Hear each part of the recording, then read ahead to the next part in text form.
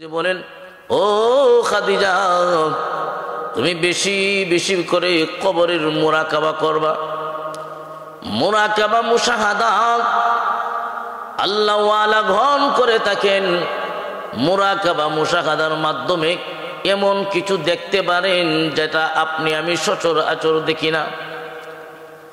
আম্মা জান খাদিজাতুল কুবরা রাদিয়াল্লাহু আনহা কবরের মুরাকাবায় বসছেন, ধ্যানমগ্ন হইলেন। উনি মুরাকাবায় বসছেন আর আল্লাহ পাক রব্বুল আলামিন কবরের দৃশ্যটা আম্মা জান খাদিজাতুল কুবরার চোখের সামনে তুলে ধরছে।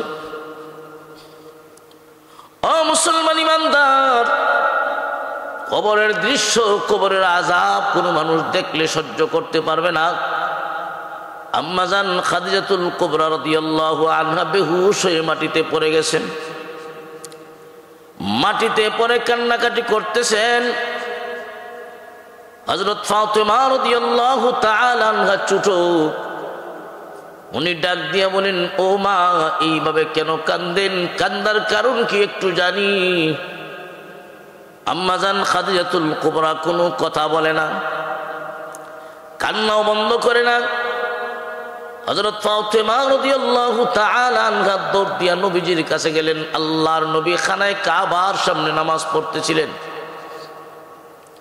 নামাজ শেষ হওয়ার পরে ফাতেমা রাদিয়াল্লাহু তাআলা আনহা বলেন, ও আব্বাজান, আম্মা কিসের জন্য মাটিতে পড়ে গড়াগড়ি করতেছেন আর কান্নাকাটি করেন? কারণ জানি না, আমি আর বরদাস্ত করতে পারি না।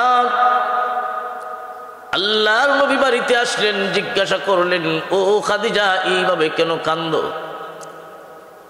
আম্মা জান কথা বলেন না। আল্লাহর নবী বলেন, কান্দার কারণ কি? তুমি কান্নাটা বন্ধ করো। তুমি যদি এইভাবে কান্দো, আমার মা ফাতেমা বরদাস্ত করতে পারবে না। আম্মা জান খাদিজাতুল কুবরা বলেন, ইয়া রাসূলুল্লাহ, ইয়া হাবিবাল্লাহ, ও নবীজি, আমি কান্না বন্ধ করে দিব আপনি যদি আমার সঙ্গে দুইটা ওয়াদা দেন, আমি আর কাঁদব না। আল্লাহর নবী বলেন, কি ওয়াদা? ও খাদিজা, তোমার ওয়াদাটা বলো। আম্মা জান খাদিজাতুল কুবরা বলেন, ইয়া রাসূলুল্লাহ, ইয়া হাবিবাল্লাহ, এক নাম্বার হলো, আমি যেদিন পৃথিবী থেকে বিদায় হয়ে যাব, আমার জানাজার নামাজটা আপনি নবী পড়াইবেন, আপনি ওয়াদা দেন। আল্লাহর নবী তখন ডাক দিয়া বলেন, ও খাদিজা, তুমি যদি আমার আগে পৃথিবী থেকে বিদায় হয়ে যাও, আমি কথা দিলাম আমি নবী নিজে জানাজার নামাজের ইমামতি করব। দুই নাম্বার হলো, আল্লাহর নবী গো, দুই নাম্বার ওয়াদা দিন, আমাকে যখন কবরস্থ করা হবে, আমাকে যখন কবরে রাখা হবে, সকল সাহাবীরা আমাকে কবরে রাইখা চলে আসবে। আপনি ওয়াদা দিন, আপনি আমার কবরের পারে বসা থাকবেন ততক্ষণ পর্যন্ত, যতক্ষণ না মুনকার নাকির আমার কবরের ভিতরে আসবে। আল্লাহর নবী গো, মুনকার নাকির যখন আমার কবরের ভিতরে আসবে, আমাকে প্রশ্ন করবে, আমার ভয় লাগে আমি খাদিজানি কবরে মুনকার নাকিরের জবাব দিতে ভুলে যাই। আল্লাহর নবী গো, আপনি ওয়াদা দিন, আমি যদি মুনকার নাকিরের জবাব দিতে ভুলে যাই, আপনি নবী আমার জবাব সঠিক করে দিবেন। আল্লাহর নবী বলেন, ও খাদিজা, ঠিক আছে, আমি তোমার ওয়াদা গ্রহণ করলাম। আম্মা জান খাদিজাতুল কুবরা রাদিয়াল্লাহু তাআলা আনহা যেদিন পৃথিবী থেকে বিদায় হয়ে গেলেন, এক নাম্বার ওয়াদা অনুযায়ী আল্লাহর নবী নিজেই জানাজার নামাজের ইমামতি করছে। দুই নাম্বার হলো, আম্মা জান খাদিজাতুল কুবরাকে যখন কবরস্থ করা হলো, যখন কবরে রাখা হলো, আম্মা জান খাদিজাতুল কুবরার কবর জান্নাতুল মুআল্লায় পশ্চিম উত্তর কোণায়। আমি দেখে এসেছি আম্মা জান খাদিজাতুল কুবরার কবর জান্নাতুল মুআল্লার এক সাইডে সকল সাহাবীরা কবর দেওয়ার পরে চলে আসলেন। আল্লাহর নবী কবরের পারে বসে বসে কান্দে, অপেক্ষা করতেছেন মুনকার নাকির আসবে, অপেক্ষা করতেছেন। কিন্তু ওই দিকে সূর্য লাল হয়ে যাচ্ছে, সন্ধ্যা হয়ে যাচ্ছে, মুনকার নাকিরের কোনো খবর নাই। আল্লাহ তো দেখতেছেন আল্লাহর নবী যে কবরের পারে বসা, নবীজি চোখ থেকে পানি ছেড়ে ছেড়ে কান্দে, কবরের পারে বসা মুনকার নাকিরের অপেক্ষা করতেছেন। কিন্তু সন্ধ্যা হয়ে যাচ্ছে, কোনো খবর নাই। এমনি আল্লাহ ডাক দিয়া বলেন, ও জিবরাইল যাও, তাড়াতাড়ি যাও, আমার বন্ধুকে গিয়া বলো কবরের পারে বৈশা কোনো লাভ নাই। খাদিজার কবরে মুনকার নাকির যাবে না। তার কারণ হলো খাদিজার কবরের প্রশ্নের জবাব আমি আল্লাহ নিজেই দান করেছি। সুবহানাল্লাহ।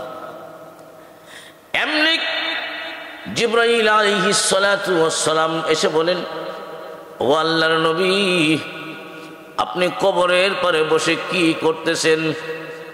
আল্লাহর নবী বলেন, মুনকার নাকিরের অপেক্ষা করতেছি, কিন্তু মুনকার নাকিরের তো কোনো খবর নাই। এমনি জিবরাইল বলেন, ইয়া রাসূলুল্লাহ, ইয়া হাবিবাল্লাহ, আল্লাহর নবী গো, যান বাড়িতে চলে যান, বৈশা লাভ নাই। আপনার খাদিজার কবরে মুনকার নাকির যাবে না। তার কারণ হলো ও নবীজি, আপনার খাদিজার কবরের প্রশ্নের জবাব স্বয়ং আহকামুল হাকিমিন মহান আল্লাহ নিজেই দান করেছে। সুবহানাল্লাহ। আম্মাজান খাদিজাতুল কুবরা রাদিয়াল্লাহু তাআলা আনহা কেমন মহিলা ছিলেন, কত সম্মান আর মর্যাদা। ইসলামের ইতিহাসে মহিলাদের মাঝে সর্বপ্রথম যিনি ইসলাম গ্রহণ করেছেন তিনি হলেন এই উম্মতের মা আম্মাজান খাদিজাতুল কুবরা রাদিয়াল্লাহু তাআলা আনহা।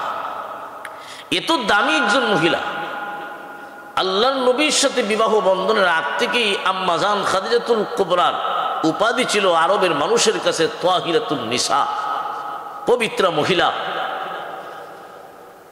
আল্লাহর নবীর সাথে বিবাহ বন্ধনের পরে রাসূল সাল্লাল্লাহু আলাইহি ওয়াসাল্লামের সাথে সংসার করতেছেন, তখনও নবীজি নবী হন নাই।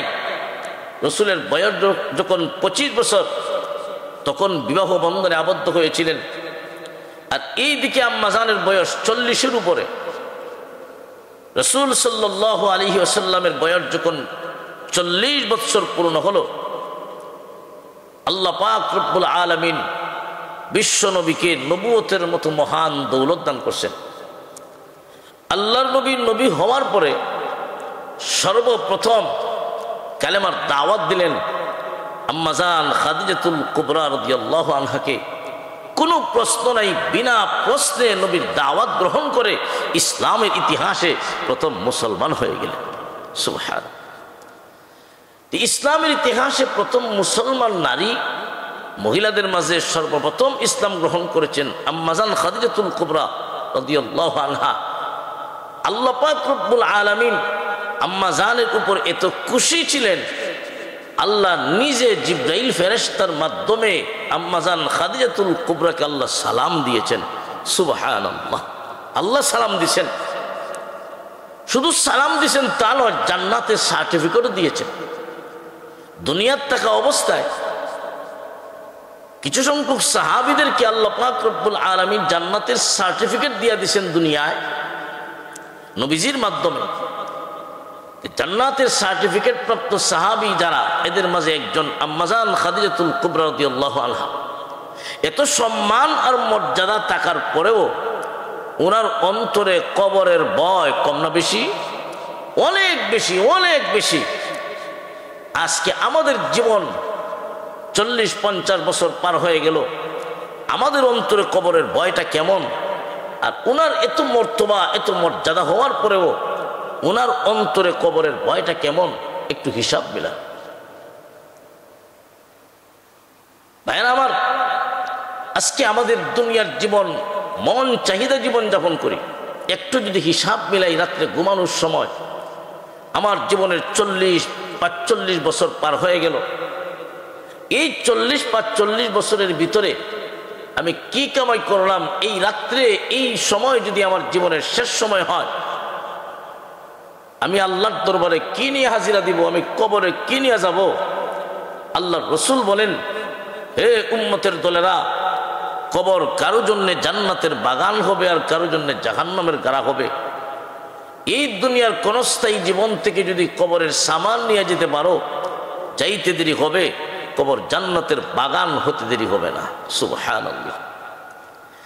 আর যদি দেখা যায় এই দুনিয়ার ক্ষণস্থায়ী জীবন তোমার খেল তামাশায় কাটাইয়া দিলা রে বান্দা বান্দি, মন চাহিদা জীবন চালাইয়া দুনিয়ার জীবনটা কাটাইয়া দাও।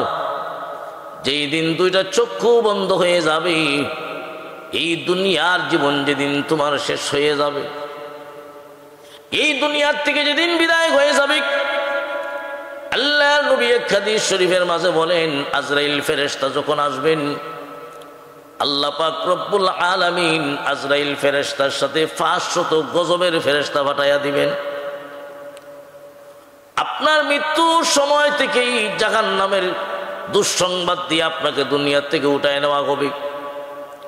মৃত্যুর সময় এমন তৃষ্ণার্ত হইবা, আল্লাহর নবী বলেন এমন পানির পিপাসা হবে, তামাম দুনিয়ার পানি যদি তার মুখের ভিতরে ঢেলে দেওয়া হয় তথাপিও পানির পিপাসা নিবারণ হবে না। ও মুসলমান ইমানদার, আর যদি দুনিয়ার ক্ষণস্থায়ী জীবনে তুমি পরকালের সামান জোগাড় করতে পারো, যেই দিন তোমার হায়াতে জিন্দেগি শেষ হয়ে যাবে, আজরাইল ফেরেশতা যেদিন আসবেন, আল্লাহর নবী বলেন আল্লাহ পাক রব্বুল আলামিন আজরাইল ফেরেশতার সাথে 500 রহমতের ফেরেশতা তোমার কাছে পাঠাইয়া দিবে।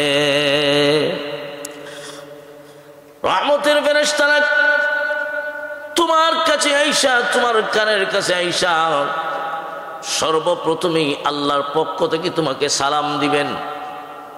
আল্লাহর পক্ষ থেকে সালাম দেওয়া হবে ওই সমস্ত বান্দাবান্দিকে যারা দুনিয়ার জীবনে নেক আমল করে দুনিয়ার জীবনটা কাটাইল, পরকালের সামান যারা জোগাড় করবে, এই অবস্থায় যদি মরণ হয়, সামান নিয়ে যারা যাবে, এদেরকে মহান আল্লাহ নিজের পক্ষ থেকে সালাম দিয়া দুনিয়ার থেকে উঠাইয়া নিবেন।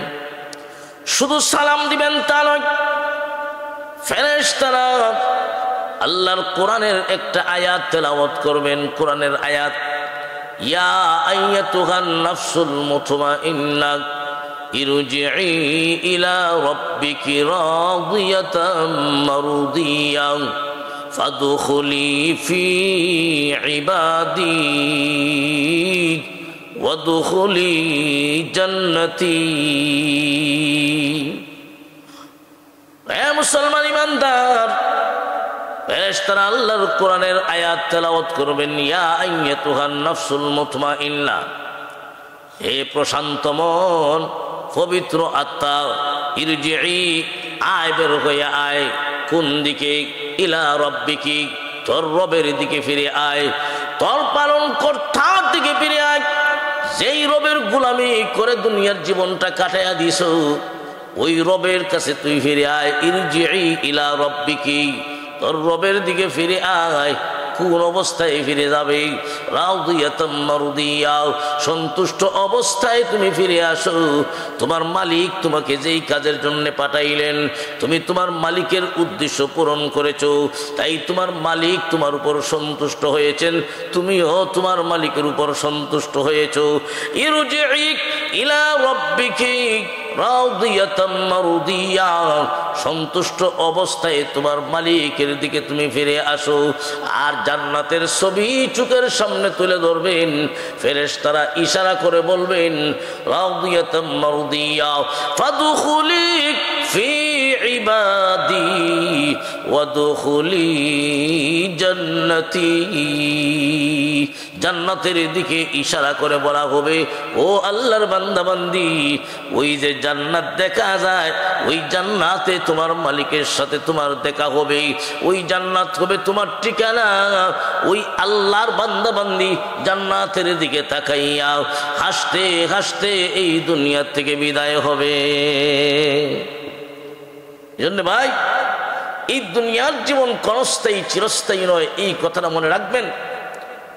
এই দুনিয়ার জীবনের পরে পরকালের জীবন শুরু হবে। আজকে পরকালের চিন্তা আমাদের অন্তরে নাই, কবরের চিন্তা আমাদের অন্তরে নাই। পরকালের চিন্তা যাদের অন্তরে থাকে না, নেক আমল করা তাদের পক্ষে কঠিন হয়। আর যাদের অন্তরে পরকাল মুখ্য উদ্দেশ্য হয়, পরকালের সুখ শান্তি, পরকালের নাজ নিয়ামত, পরকাল যাদের মূল টার্গেট হয়, ওই সমস্ত মানুষেরা নেক আমল করতে তাদের পক্ষে সহজ হয়ে যায়। এই জন্যে দুনিয়ায় যতদিন থাকবেন সব সময় এই কথার মনে রাখবেন, আমার আসল ঠিকানা হলো পরকাল, জান্নাত। আমি যদি জান্নাতে যাইতে চাই, আমি যদি পরকালের সামান জোগাড় করি, তবেই আমার পরকালের জীবন সফল হবে। তাই দুনিয়ার জীবনে অবহেলায় অলসতায় সময় যেন না কাটে, সব সময় আমাকে পরকাল নিয়ে যদি চিন্তা ভাবনা করি, নেক আমল করা আমাদের পক্ষে সহজ হয়ে যাবে।